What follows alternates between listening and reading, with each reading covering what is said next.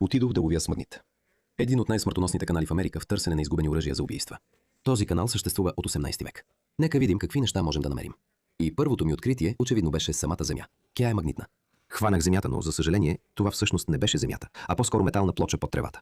Беше стар железопътен траверс от близката железница, но все пак беше много готино първо откритие. След като направихме първото си истинско хвърляне в канала, веднага закачихме нещо. Помислихме, че е цев на оръжие, но се оказа някаква странна желязна тръба, вероятно от пазарска количка. Но решихме да се съсредоточим и да опитаме да намерим нещо готино като оръжие за убийство.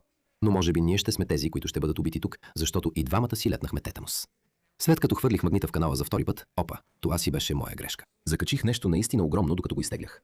Приятелят ми и аз бяхме в шок, защото когато извадихме магнита, видяхме, че към него е прикрепен огромен варел. Тежеше поне 45 кг. И беше пълен с някаква течност. Но бавно и сигурно го извадихме от водата, дърпане по дърпане. Нещото, за което се бяхме потрудили толкова много да го извадим от водата, се оказа кана за мляко от 40-те години на миналия век. За съжаление нямаше оръжие за убийство, но ще се върнем скоро.